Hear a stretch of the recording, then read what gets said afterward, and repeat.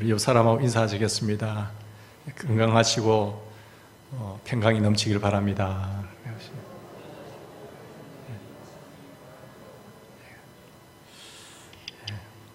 그 바이러스가 무섭긴 무섭다, 그죠? 네. 이 방송에 나와서 제가 다른 소리를 못 하겠습니다.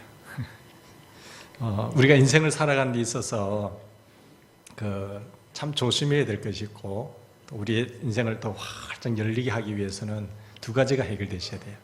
우리 하나님께서 허락하신 하나님과의 관계, 이 대신 관계가 참 잘 열릴 수 있는 그런 삶이 되어야 되고, 또 한 가지는 대인 관계입니다. 대인 관계.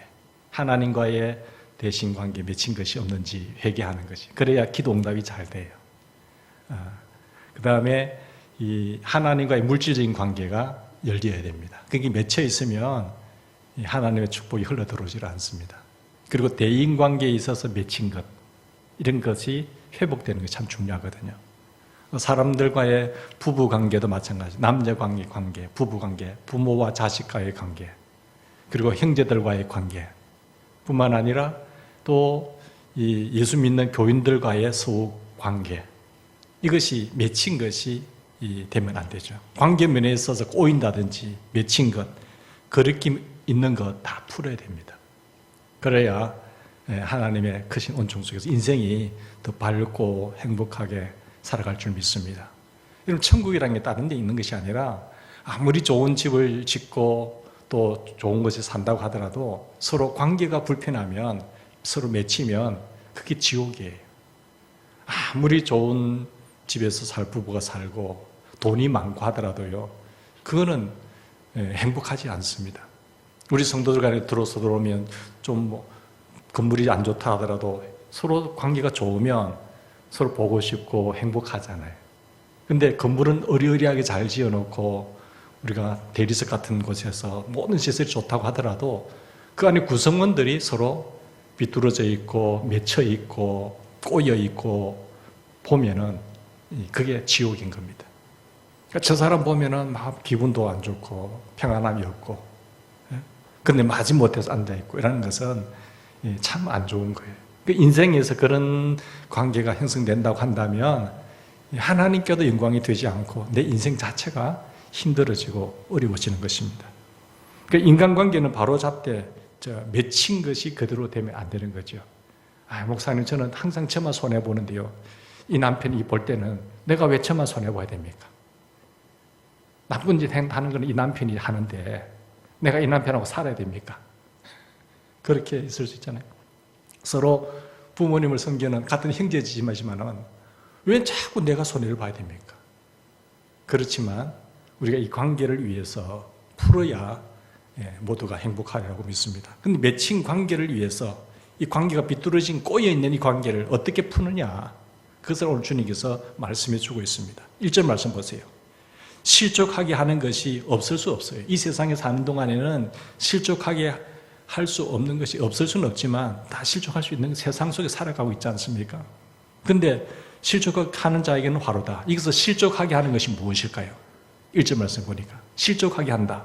원문에 보면 스칸달론이라고 합니다. 스칸달론. 이 스칸달론에서 영어에 보면 스캔들이 나오거든요. 이 추문. 이 스칸달론 헬라어에서 추문인 스캔들이 나왔기 때문에, 그럼 스칸달론이 뭐냐? 넘어지게 하는 것이 뭐냐? 이게 어떤 막대가 있으면 동물 잡을 때 덫을 놔놓잖아요. 덫을 보고 그 덫이 있는데 그것을 탁 건드리면 탁 갇힌다든지 밑으로 함정에 빠진다든지, 그런 어떤 장애물, 넘어지게 하는 것, 그게 스칸달론입니다. 근데 아주 먹음직하고 보암직하고 냄새도 좋지만 탁 무는 순간 걸려드는 거죠. 덫에 걸려서 짐승은 꼼짝도 못하고 나중에 이제 잡혀서 끌려가게 되는 것 아니겠습니까? 그러니까 사람이 이런 덫이나 거침돌을 놓기도 하고 또 그 놓인 곳에 당하기도 해요. 넘어지기도 합니다. 그러니까 불신자들도 신자들을 이 덫을 놓아서 넘어지게 할 수 있잖아요. 욕을 한다든지 박해를 하든지 어렵게 한다든지, 이렇게 불신자들도 그렇게 할 수도 있고, 또 신자들도, 예수 믿는 우리들도 그런 불신자들에게 덫을 놓을 수도 있고 박해할 수도 있고, 또 서로 예수 믿는 사람들끼리도 나는 넘어지게 하는 사람이 될 수가 있습니다. 근데 우리가 신자이면서 내가 욕설을 한다든지 내가 잘못된 행동을 한다든지 그렇게 되면 그 신앙이 어린 사람들은 어떻게 될까요? 어이구, 저 지도자가 저렇게 욕도 하고 저렇게 행동하네? 그러면서 넘어지는 거예요. 실족하는 거죠. 그죠? 교회 오래 다닌 사람들이 성숙하지 못하고 그렇게 살면 초신자들이 보고 어이구, 예수 믿는다며 저래? 그럼 실족하는 거예요. 넘어지게 하는 거죠. 그렇기 때문에 베드로도 보면 계속은 아니지만 어느 순간 이 스칸달론을 하게 돼요. 넘어지게 하는 덫이 됐다. 예수님께서 하나님 일을 하려고 하는데 하나님, 예수님 그렇게 하지 마십시오. 말렸단 말이에요. 그게 스칸달론이에요. 예수님을 넘어지게 하는, 너는 나를 넘어지게 하는 자라. 물론 사탄이 하지만 사탄도 영이기 때문에 누군가를 통해서 하거든요. 그 잠시 예수님의 하나님의 일을 거르치게 하는, 예수님을 넘어지게 하는 그런 존재로서 역사를 하게 되는 겁니다. 세상에서 우리가 사는 동안은 이 세상의 유혹이라든지 육신이라든지 사탄이라든지 세상은 영원 존재하지 않습니까? 이 땅이 주님이 재림하지 않는 이상, 하늘나라가 아닌 이상은 이 넘어질 일들이 많이 있습니다. 악한 시스템, 그리고 사탄, 그런 어떤 정욕, 이런 것들이 항상 우리에게 가까이 있다는 것을 우리는 인정을 해야 됩니다. 그런데 1절에 이 말씀대로 실족하게 하는 것이 없을 수는 없지만은 조심해야 하셔야 돼요. 이러면 스칸달론의 특징이 뭘까요? 이 덫, 넘어지게 하는 이 특징, 스칸달론의 특징은 오늘 여기 보면 말씀대로 불신자나 신자나 다 제공할 수 있고 그런 강한 유혹으로 나타나요. 근데 유혹이 오니까 욕심 때문에 그게 넘어질 수 있는 거죠. 뿐만 아니라 강력한 매력의 대상입니다. 매력이 없으면 그렇게 사람들 넘어지겠어요? 매력이 있으니까 넘어지는 거예요. 또 강자가 약자에게 미치는 나쁜 영향들이 있거든요. 힘이 있기 때문에 미치는 영향으로 이렇게 하는 것, 그것이 덫이 될 수 있고 넘어지게 할 수 있죠. 그런데 그런 원인이 뭔가, 언제 이런 스칸달론이 될 수 있을까? 그런데 어떻게 할 때 우리가 상대가 우리 때문에 걸려 넘어집니까? 그 비진리의 언행을 할 때 많은 사람들이 걸려 넘어집니다. 진리가 아닌데 고집을 부린다든지 바르게 하지 않는 것. 오, 저렇게 함부로 하네? 저렇게 시대 밀고 가네?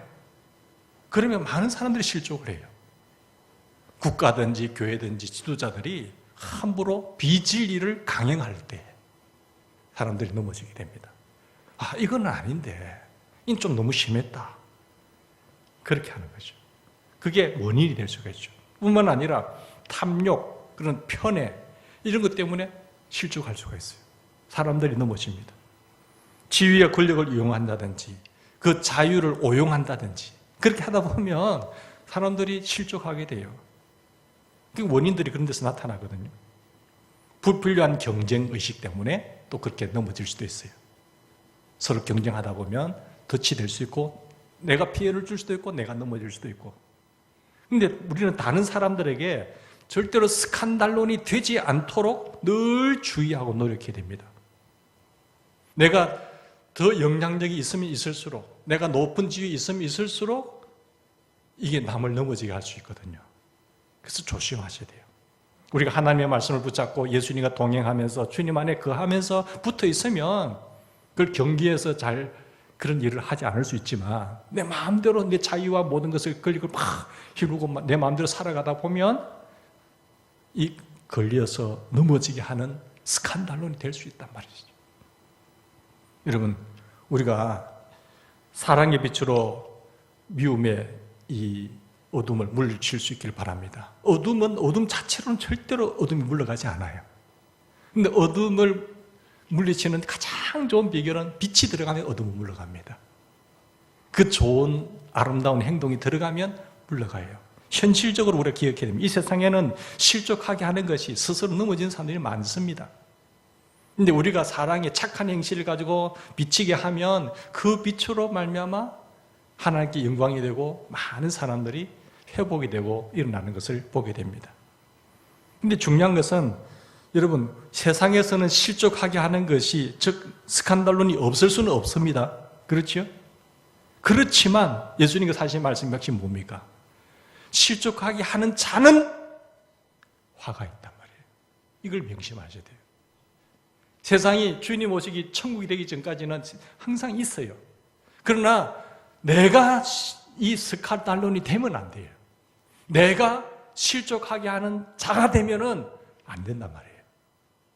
거기에 내 중심이 내가 있고, 내가 남을 연약하게 넘어지게 하는 곳에 중심에서가 있고, 내가 큰 영향을 끼치고 있고 하면은 그 사람에게는 뭐가 있다고요?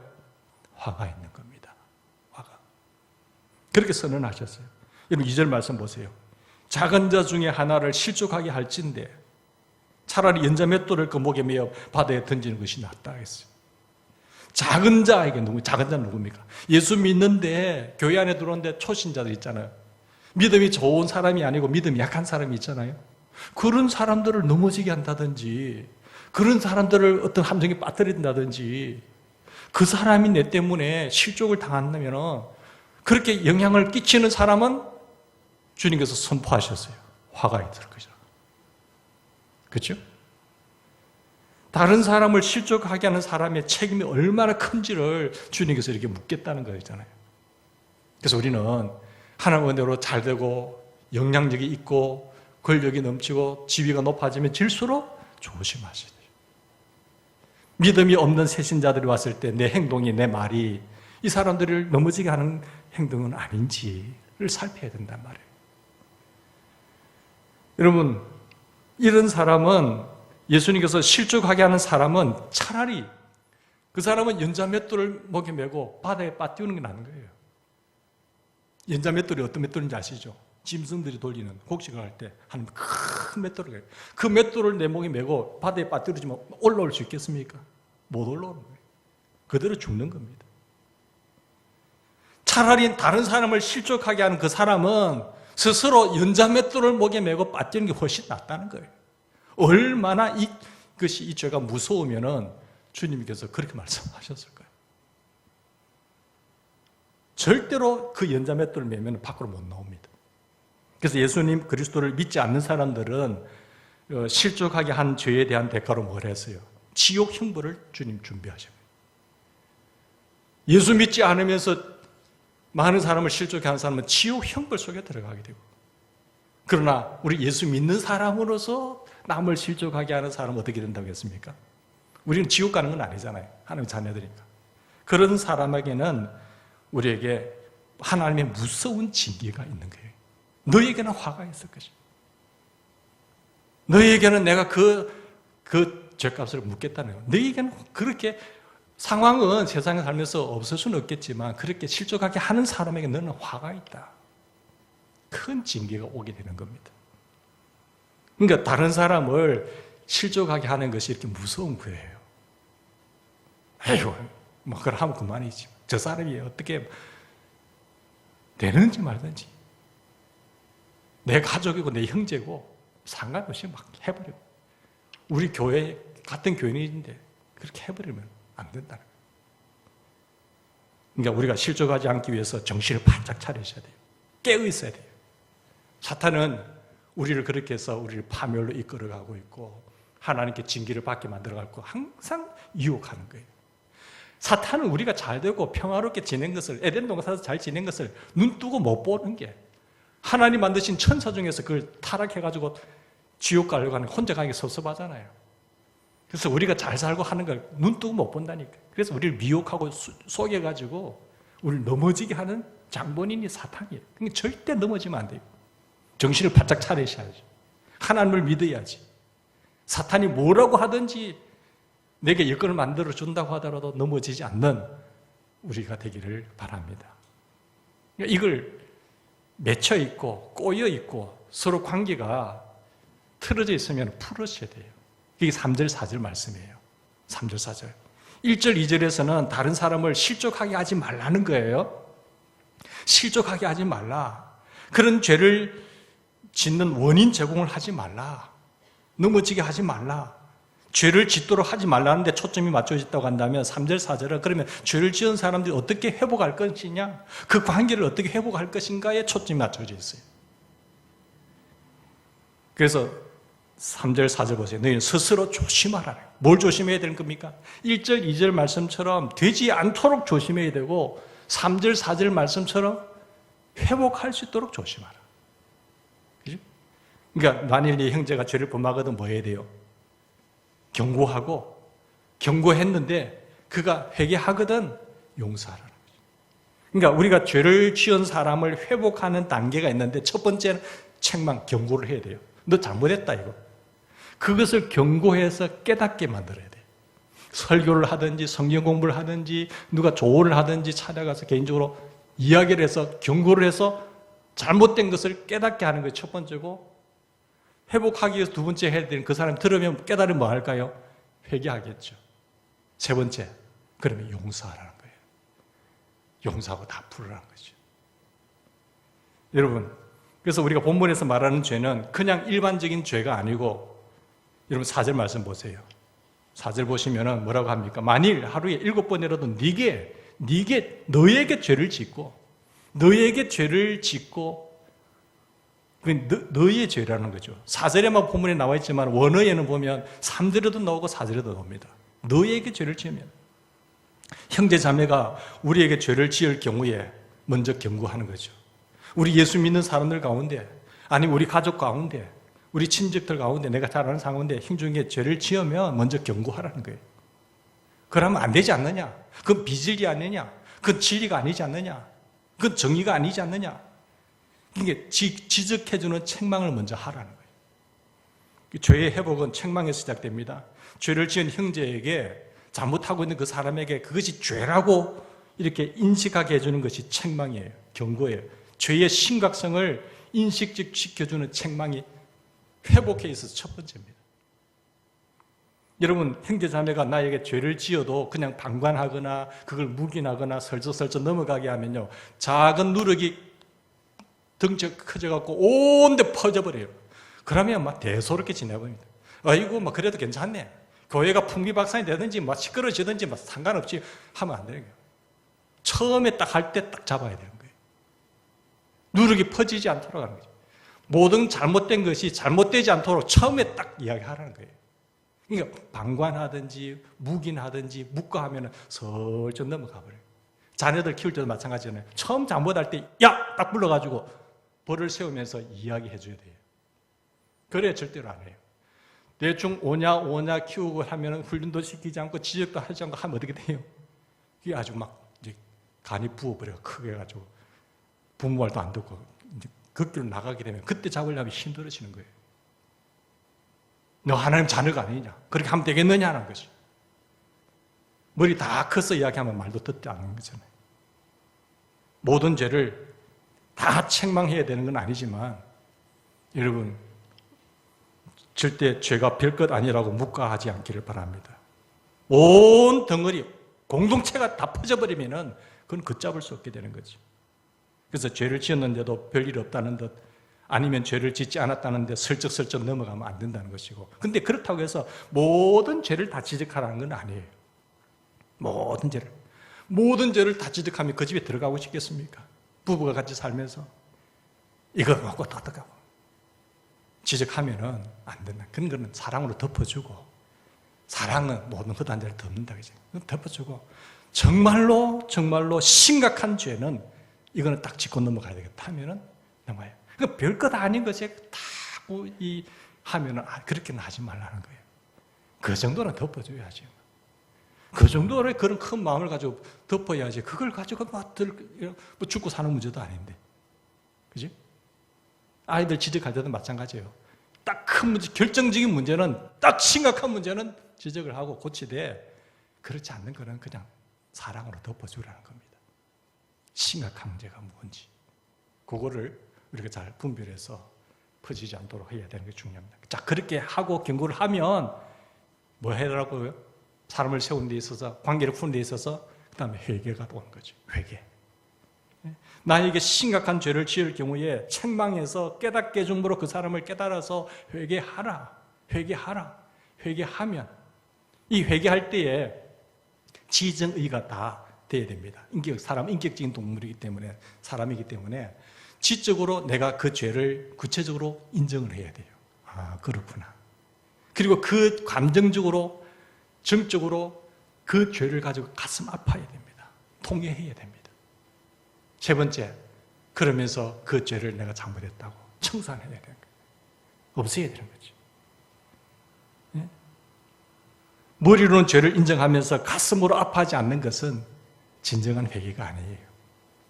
머리로 인정하고 가슴 아파하면서 또 계속해서 반복한다. 그건 하나님 앞에 진정으로 회개하는 것이 아니에요. 청산하지 않는 거예요. 청산하라는 거죠. 지은 죄에 대해서 정적으로 아파하고 의지적으로 지은 죄에서 떠나서 앞으로 그렇게 하지 않으려고 하는 몸부림을 치는 의지적인 회개까지 가야 하나님 앞에서 용서함을 받을 수 있다는 거죠. 자, 그러면서 예수님께서 회개하거든 뭐 하라고 하셨어요? 용서하라 하셨어요. 여기서 질문이 생깁니다. 우리가 회개를 확인할 수 있는가 하는 질문이죠. 어떻게 회개를 확인할 수 있느냐? 다시 말해서 회개의 진정성을 판단하고 어떻게 확인할 수 있느냐 하는 질문인데, 근데 본문은 뭐라고 말하고 있습니까? 회개하거든 용서하라. 회개하거든 용서하라. 너 앞에 나타나서 말로 그냥 회개하거든, 그렇게 말하거든, 잘못했다고 하거든 용서하라는 거예요.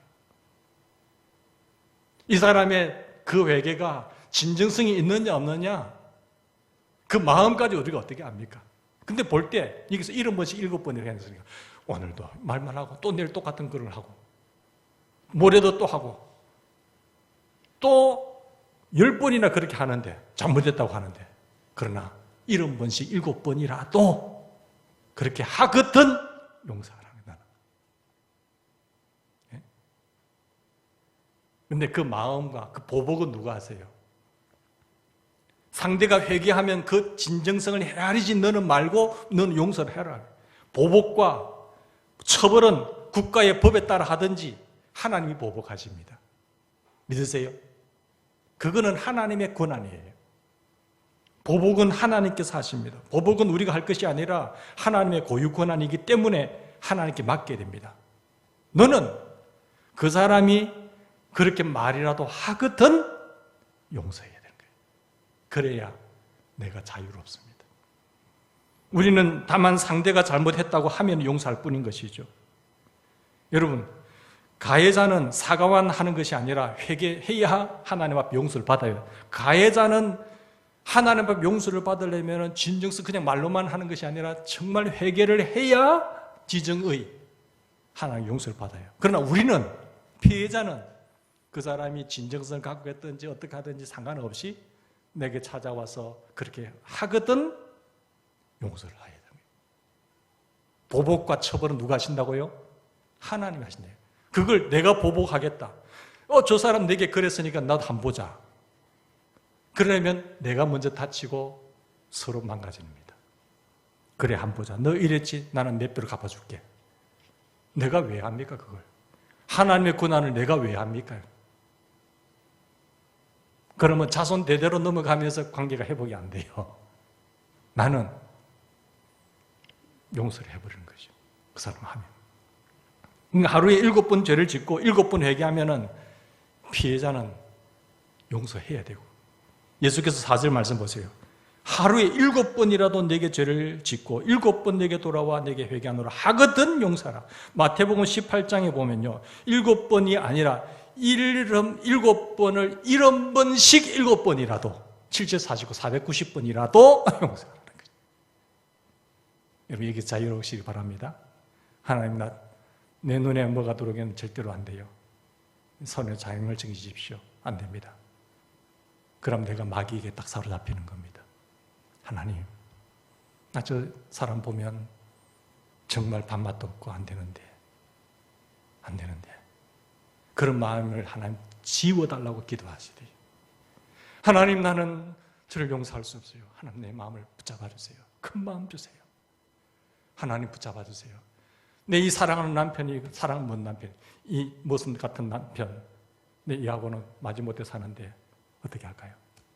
이 사랑하는, 아니고 이 왼수 같은 여자 어떻게 살아야 됩니까? 그렇게 하지 말고 나는 용서해버려요. 하나님 용서할 수 있는 마음 달라고 기도해야 돼요. 그걸 내가 품고 있으면 내가 다칩니다. 하나님께 맡겨가지고. 우리가 용서하지 않으면 어떻게 됩니까? 내가 용서하지 않으면 하나님께서도 우리 죄를 용서하지 않으세요. 이게 핵심입니다. 하나님께서는 우리를 용서하셨어요.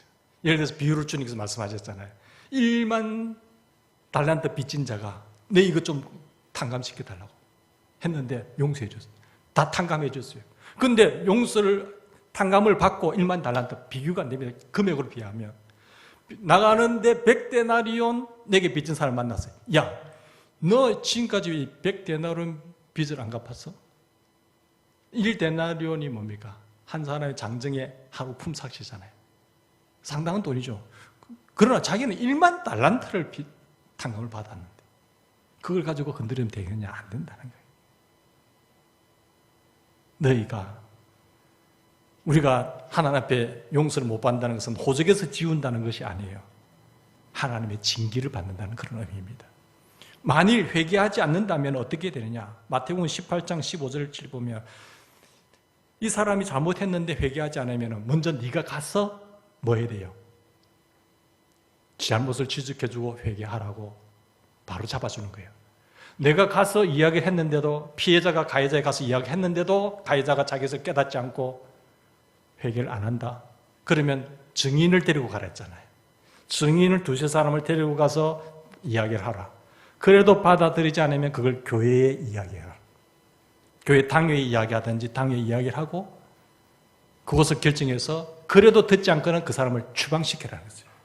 교회 밖으로 쫓아라 했어요. 그럼 절차를 밟으셔야 되는 겁니다. 그죠? 그러니까 용서에 대한 경우를 정리하면 나에게 죄를 지은 사람을 우리 용서해야 되고 또 말의 고백만으로도 우리 용서해야 돼요. 그 사람이 말로만이라도 잘못했습니다 하면 나는 용서해주고 해야 돼요. 그 벌은 하나님이 알아서 하는 거예요. 이 사람이 진정성이 있니 없니 생각하지 말고요. 물론 법정에서는 그렇게 해야 되지만 회개의 말에 우리는 근거해서 나는 거기서 자유로워야 됩니다. 여러분 여기서 자유로우시길 바랍니다. 네? 많은 사람들이 여기에 묶여 있단 말이죠. 습관적으로 반복해서 죄를 지어도 내게 와서 잘못했다 하거든 용서해 주라는 거죠. 근데 무조건적인 용서와 조건적인 용서가 있어요. 상대가 사과하지 않아도 용서하지 않는 것은, 용서하는 것은 무조건적인 용서죠. 저 사람이 와서 사과를 해야죠. 그거는 조건적이에요. 그 사람이 와서 사과하지 않더라도 용서해 주는 거죠. 그건 무조건적인 용서죠. 우리는 모든 죄를 탕감받은 그런 하나님의 자녀답게 무조건 용서해야 돼요. 하나님이 다 용서해 줬잖아요. 나는 1만 달란트라는 것도 다 탕감받았는데 뭐 100데나리온 진 가지고 왜 빚 안 갚아 이렇게 말할 수 있습니까? 하나님의 자녀라고 한다면 통 큰 사람이 돼야 돼요. 뭘 그 자존심이 있다고 그렇게 할 필요 없다는 거죠. 사과를 기대하지 않고 보복하지도 않고 아무 조건 없이 용서하고 앙심을 품지 않는 것이 무조건적인 용서예요. 그런데 무조건적인 용서는 내 마음을 이 앙심의 독으로부터 자유하는 거예요. 내가 이걸 용서하지 못하면 앙심의 독이 내게서 퍼지는 겁니다. 앙심의 독으로부터 보호해 주는 것이 무조건적인 용서예요. 형제 자매들, 내 친척들이 잘못했을 때 그걸 조건 없이 용서해 주면은 아름다운 교제가 회복되는 겁니다. 교제를 즐겁게 줍니다. 그리고 우리 하나님의 자녀로서 우리의 영적인 안전을 위해서 그렇게 해야 돼요. 내 영적인 안전을 위해서. 그렇지 않으면 내 영이 죽고 모든 게 다 막혀버립니다. 힘들어져요. 상대가 회개할 때 용서하는 것은 뭐라고요? 조건적인 용서예요. 1번인데 무조건 용서가 되면 제일 좋고, 두 번째, 조건적인 용서. 우리는 회복을 통한 연합을 위해서 회개할 조건으로 용서를 해야 되는데 그 사람 앞에 정말 조건적인 용서는 회개할 때까지 용서를 유보하는 거죠. 용서를 유보시킨 거예요. 그 공동체 일은 반드시 이렇게 되고, 요즘 사람들은 용서하는 사람이 약한 사람이라고 말합니다. 에이구, 그 사람이 약하지 아니에요. 용서하는 사람이 강한 사람입니다. 그 사람이 큰 사람이에요. 용서하는 사람이야말로 정말로 강한 사람입니다. 우리 사탄에게 속지 않기를 바랍니다. 그러면 우리가 왜 이런 것을 풀어야 되느냐? 관계를 풀어야 되느냐? 왜 풀어야 되죠? 죄를 지었을 경우에 회복하려면 먼저 책망하고 회개하거든 용서하라 했잖아요. 3단계. 그죠? 이런 관계가 안 되면 꼬이게 되고 막히게 되고 맺히게 되고 이러는데 그걸 풀어야 돼요. 회복되려면. 이런 걸 잘 풀어야 되는데 그 본문에서 말하는 예수님과의 관계처럼 수액이 흘러들어오고 열매가 맺고 아름다운 풍성한 나무가 되는 것이죠. 그래서 1절, 2절 말씀은 다른 사람들에게 죄를 짓도록 영향을 주지 말라는 것이고 3절, 4절은 죄를 지은 사람이 어떻게 회복하느냐에 대해서 이야기를 한다니까요. 만약에 이것을 안 풀면 어떻게 될까요? 관계에 있어서 맺힌 것을, 꼬인 것을 안 풀면 어떻게 될까요? 처음에는 우리가 이 세상에 살면서 그런 일을 내가 넘어지게 하는 자가 되면 안 되는 거예요. 넘어지게 하는 사람은 반드시 화가 옵니다. 하나의 무서운 징계가 와요. 불신자들은 지옥 가요. 그러나 우리가 이런 관계 속에서 작은 형제 하나이거든 마찬가지 이런 관계를 안 풀면 첫 번째 우리가 형제자매 여러분에게 심각한 죄를 지으면 먼저 사랑의 질책을 하여서 회개하게 하고 회개하면 용서를 해주라는 말이잖아요. 책망과 회개와 용서를 통해서 제가 반복합니다. 계속 이 3단계를 거쳐서 회복을 하셔야 돼요. 그런데 그래도 사과도 안 하고 용서도 안 하면 맺힌 것이 풀리지 않습니다. 서로 맺힌 관계를 풀지 않으면 첫 번째 하나님께서도 우리 죄를 용서 안 합니다. 그게 주님의 선포예요. 우리가 맺힌 것을 풀지 않으면 하나님께서도 용서를 안 하신다니까요. 하나님께서 하나님의 자녀의 죄를 용서해 주시지 않는다는 것은 하나님의 자녀를 지옥 간다는 건 아닙니다. 이미 하나님 자녀니까 호적에서 판다는 것이 아니에요. 하나님께서 죄를 용서하지 않는다는 거죠. 이미 하나님에 대한 사람들은 실존적인 죄를 용서해 주지 않는다는 거예요. 발이 더러워지는 건데 그 더러움 속에서 살게 만들어버리는 거죠. 더럽게 사는 고통을 그 사람에게 안겨다 주는 거예요. 그럼 어떻게 되겠어요? 예수 믿으면서 힘든 인생이 되는 거예요. 하나님이 실존적인 죄에 대해서 더럽게 살도록 고통을 내버려 둔다면 그건 무서운 징계잖아요. 그럴 이유가 없단 말이에요. 우리 주님께서 가르치신 기도해 보시면 뭐라고 말해요? 우리 다른 사람에게 우리 지은 죄를 용서해 준 같이 우리 죄를 용서해 달라고 했어요. 자기는 용서 안 해주면서 우리는 다른 사람 우리 형제에게 지은 죄를 용서 안 해주면서 내 죄를 용서받겠다. 안 된 거예요. 하나님께서도 네 죄를 용서하지 않겠다. 그걸 안 풀고 하면은 하나님이 용서를 못 받아요. 어마어마한 거예요. 너희가 너희의 잘못을 용서하지 아니하면 너희 하나님 아버지께서도 너희 잘못을 용서하지 아니하시리라. 마태복음 6장 14절 15절에 이야기를 하고 있거든요. 그래서 이 말씀은 우리를 지옥 보낸다는 의미에서 우리 죄를 용서해 주신다는 것이 아니라는 거 말씀드렸습니다. 실존적인 죄를 용서해 주지 않는다는 것이에요. 하나님께서 우리의 실존적인 죄를 용서해 주지 않으시면 우리와 하나님과의 관계가 실존적으로 막혀버리는 거예요. 그 관계가 막히면 얼마나 힘들겠어요. 인생이. 그죠? 그리고 우리가 관계를 풀지 아니하면, 맺힌 관계를 풀지 아니하면, 용서해 주지 않으면 우리가 바로 우리 자신을 괴롭히게 됩니다. 내 자신이 괴로워져요. 1만 달란트 빚진 자가 전액 탕감을 받고 나서 동료인 100데나리온 사람에게 찾아가서 보고 너 왜 빚 안 갚느냐고 했을 경우에 탕감해 주지 않을 때 주인이 그를 옥졸들에게 뭐 한다고요? 주인이 그를 불러서 야, 이 나쁜 사람이다 정말. 나는 1만 달란트를 용서해 줬는데 100데나리온 사람에게 이렇게 하네?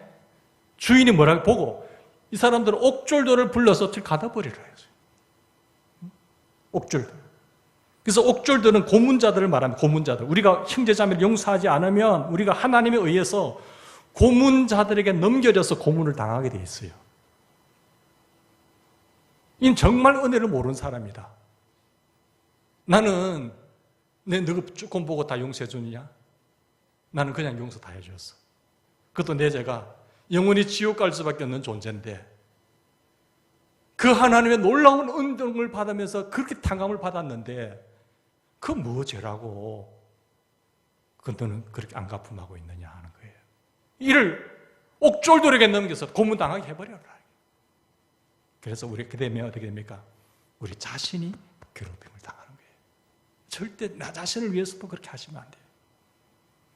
세 번째, 우리가 형제자매를 용서하지 않으면, 풀지 않으면 어떻게 되는가 하면 우리 예배를 받아주지 않으세요. 하나님. 여러분 지금 어려운 시기에도 우리 예배드리러 왔잖아요. 여러분 지치고 힘들 때에 주일 오늘 쉬고 싶고 다른 데 여행 가고 싶은데 참고 교회 오잖아요. 예배 드리잖아요. 근데 하나님이 가인의 제사처럼 받지 않는 예배가 되면 어떻게 할까요?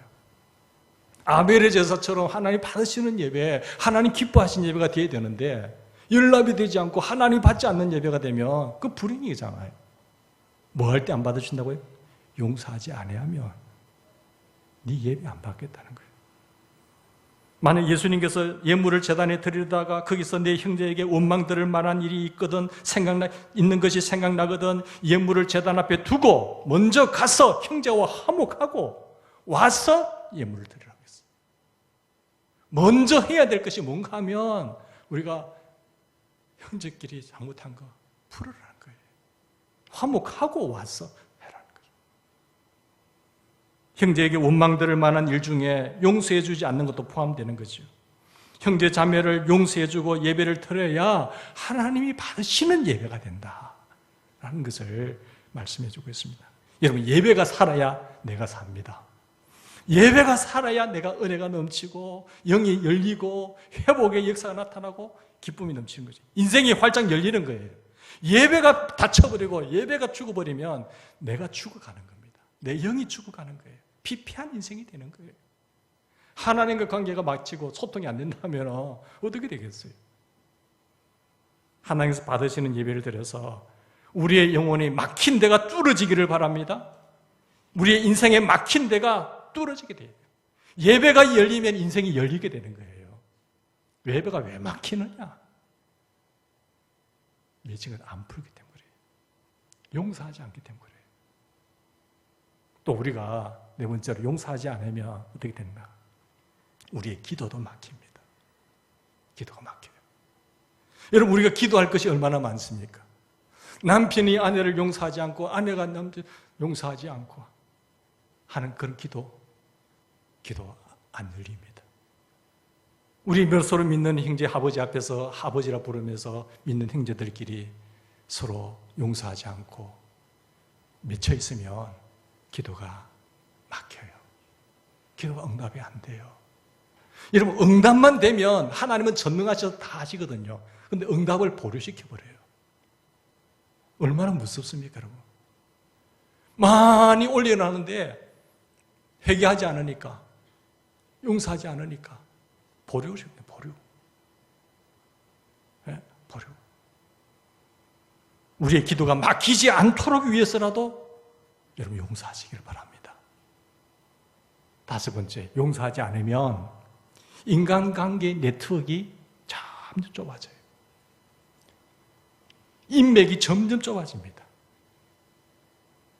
그 사람의 성격이 넓고래야 인맥이 점점 넓어지는데 자꾸 차별하고 차단시키고 하다 보면 나중에 자기 혼자 남아버려요. 네? 남아버려요. 용서하지 않으니까 혼자 외딴 섬이 되어버려요. 다른 사람들이 찾아와서 네트워킹을 하고 싶어도 못하는 거예요. 용서할 사람을 용서해주고 두루두루 넓게 포용하는 사람의 품은 넓어서 다른 사람을 다 포용합니다. 인간 네트워크가 넓어져요, 점점. 그런데 그렇게 하지 않으면 점점 좁아집니다. 여섯 번째, 용서하지 않으면 우리가 우리 속에 창조력과 효율성의 주스가 흘러나오지 않습니다. 생산력이 줄어든다는 거예요, 점점. 우리에게 주신 은사와 재능과 달란트가 있는데 그게 점점 축소가 되어버려요. 그만큼 무서운 겁니다. 사랑하는 여러분, 우리가 용서하지 않으면요, 마지막으로 신관계, 하나님과의 관계, 대인관계, 대화관계가 막혀서 신앙인이 아니라 종교인이 되어버려요. 서기관과 바리새인들처럼 외식하게 되고 신앙이 아니라 종교가 되는 거예요. 종교인이. 바리새인들의 문제가 바로 그것 아니었습니까? 바리새인들은 자기 나름대로 하나님을 가장 잘 믿는다고 자부했던 사람들이에요. 그런데 예수님이 볼 때는 아니, 너 외식하는 서기관이 독사 자식들을 하면서 하셨거든요. 그는 신앙을 하는 것이 아니라 종교 행세를 하기 때문에 망하는 거예요. 하나님의 관계가 단절돼 버리고 그리고 종교인들에 불과한 것이고 하나님 우리가 용서하지 않으면 바리새인들처럼 종교인으로서 종교 생활할 뿐 신앙인으로서 신앙생활은 아니다는 거예요. 그래서 이에 절대로 사탄의 이 덫에 걸려들면 안 돼요. 할 때 쉽게 풀어버려야 되죠. 근데 풀면 어떻게 됩니까? 풀면 하나님과의 관계가 열리고 내 마음이 자유롭고 내 자신을 서로 감옥에 가둬두잖아요. 내가 자유하게 되고 하나님이 다 용서해 주시고 우리 예배가 하나님이 기뻐 받으시는 예배가 되고 우리의 기도가 응답이 되는 거죠. 기도가 열리는 거예요. 하나님이 보류가 아니라 즉각 응답하면 하나님은 전능하시기 때문에 확 열리는 겁니다. 그리고 생산력이 뛰어나게 되고 내 인간 네트워크가 점점 넓어지는 거죠. 우리 믿음의 성도님들 이런 은혜가 우리에게 넘치길 바랍니다. 굉장히 중요한 겁니다. 하나님의 한량없는 은혜를 받은 사람 내가 실족하지 않을 수 없는 세상이지만 절대로 연약한 사람들, 어린 사람들 넘어지게 하는 실족해 하는 사람이 되면 연자맷돌을 말고 그 사람 죽는 게 더 나아요. 그런 사람이 되지 않도록 해야 되고 만약에 그런 사람이 있다고 할지라도 오면 용서를 해줘야 됩니다. 그래야 내가 살아나요. 그 사람은 그 사람 나름대로 하나님께서 실족하게 한 사람은 하나님이 뭐 하신다고요? 법으로 하든지 하나님의 고유 권한이기 때문에 하나님이 처벌하십니다. 그걸 믿으셔야 돼요. 그걸 내가 안 갚음하고 내가 갚아주겠다고 내가 하면은 내만 다치는 거죠. 내가 왜 합니까? 하나님 계신데. 내가 하나님이 아니잖아요. 하나님이 다 갚으시는 거죠.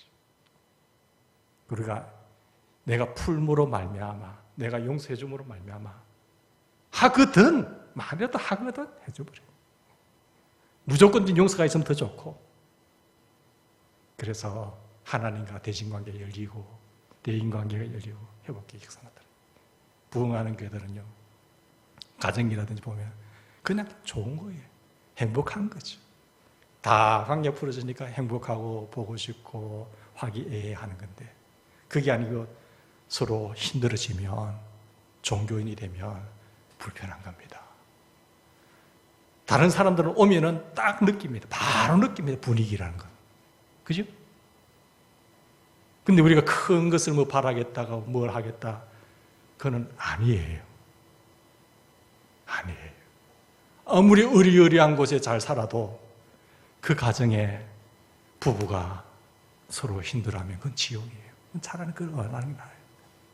왜 하나님이 요구하신 게 무엇인지 아시겠죠? 서로 부족하더라도 서로 내 형제 자매예요.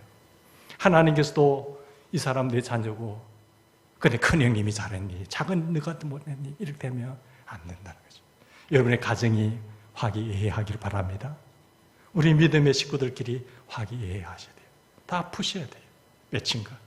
하나님과 물질적인 관계 맺힌 거 푸셔야 됩니다. 11조라든지 이런 거 다 푸셔야 돼요. 그리고 인간의 관계, 대인 관계도 푸셔서 스스로 죄를 짓지 않도록 경성하고 깨워서 하나님께서 지금까지 함께 하지만 더 흘러넘치도록 충만하게 흘러갈 수 있도록 그런 축복의 소통이 되는 가정이 되고 사업체가 되고 우리 교회가 되기를 주의 이름으로 축원합니다. 같이 기도하십시다. 하나님 아버지 고맙습니다.